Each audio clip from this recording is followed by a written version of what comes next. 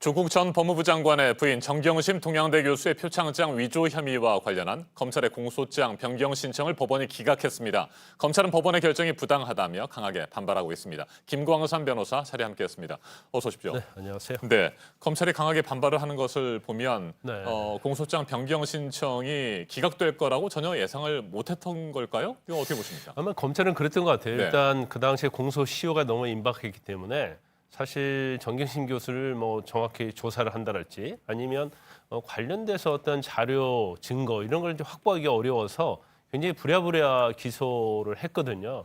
그렇기 때문에 기소를 하는데 이제 대략적으로 밝혀지지 않았지만 검찰이 인지한 범위 내에서 공소장을 작성해서 기소를 하고 나중에 정식적으로 소환 조사를 한 다음에 공소장을 이제 변경하려는 그런 네. 의도로 공소를 제기를 했는데 사실은 이 부분에 대해서 이제 법원에서 문제가 있다. 그래서 공소장 허가할 수 없다 이런 결정을 하기 때문에 이제 검찰 입장에서 굉장히 당황을 하고 있다고 볼 수 있죠. 네, 다른 사건들의 경우는 어떻습니까? 실제로 검찰이 추가 수사를 통해서 공소장을 변경하고 이게 받아들여지는 상황들이 많습니까? 그건 이제 사건마다 좀 달라요. 네. 그래서 지금 문제되는 게 표창장 위조와 관련된 부분이잖아요. 우리가 이제 사문서 위조라고 합니다. 그래서 일반적으로 어떤 범행의 일시 이런 게 착오가 있다랄지 아니면 이제 범행의 방법 같은 것이 좀 달라지는 경우에 있어서는 네.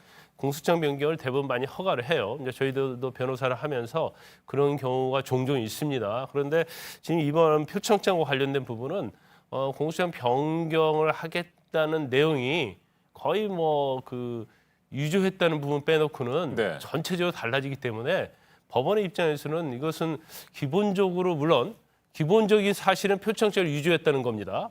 하지만 기본적인 것이 표창장 위조를 할지라도 행사의 목적이랄지 범행의 일시랄지 아니면 공범 관계랄지 범행의 방법이랄지 이런 것들이 전체적으로 변경이 되기 때문에 이건 기본적으로 전에 있는 공소장하고 변경하는 공소장하고 네.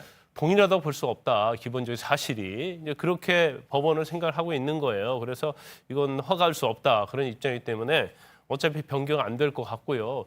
이제 검찰의 입장에서는 아니 표창장 위조를 한 것이 기본 사실인데 네.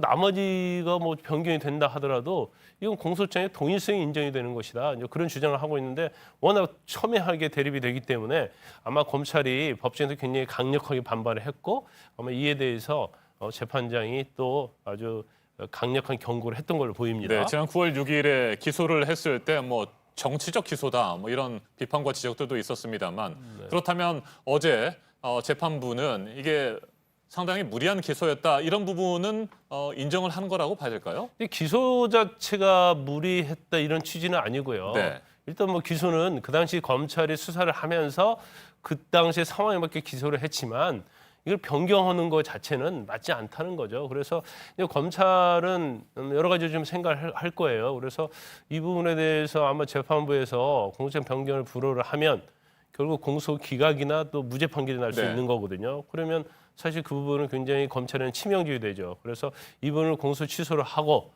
지금 변경된 공소장에 맞춰서 다시 기소하는 방법이 있고 아니면 이건 공소 취소하지 않고 이제 재판부에서 알아서 하라고 하고 다시 공소를 제기해서 재판을 받게 하는 방법 이거에 대해서 상당히 고민을 하고 있을 거라고 봅니다. 그런데 제가 볼 때는 검찰이 공소장 변경이 본인들은 정당하다고 생각하기 때문에 아마 이미 기소한 내용에 대해서는 공소 취소는 하지 않고 아하. 새로운 공소를 기소를 해서 공소를 제기해서 두 가지를 좀 판단을 받아보고 일단 변경을 허락하지 않는 부분은 항소심에서 다시 한번 이게 법적으로 허용이 되냐 안 되냐 그걸 아마 다툴 가능성이 크다고 봅니다. 네, 그런데 정경심 교수가 현재 받고 있는 혐의가 모두 15가지잖아요. 사문서 위조 혐의 말고도 14가지 혐의가 있는데 이런 나머지 혐의들에 대한 재판에 어제 공소장 변경 신청이 기각된 부분이 혹시 영향을 미치거나 그러지는 않습니까? 아니 큰 영향 미치지 않아요. 왜냐하면 설사 이 부분이 이제 무죄나 공소기각이 판결이 난다 하더라도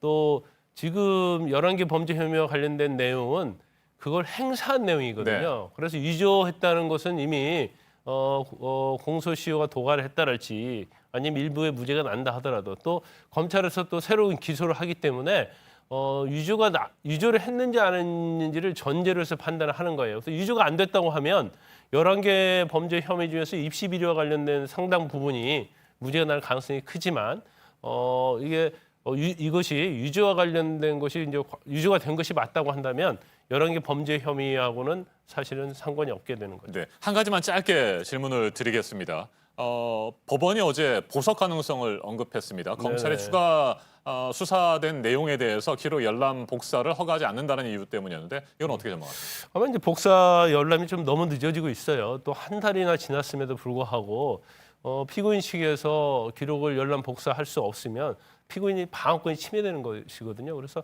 아마 검찰이 경고한 걸 보여요. 빨리 복사 열람해줘라. 그렇지 않으면 석방해서 재판할 수 있다. 이런 취지인 것 같습니다. 알겠습니다. 여기까지 듣겠습니다. 김광삼 변호사였습니다. 말씀 잘 들었습니다.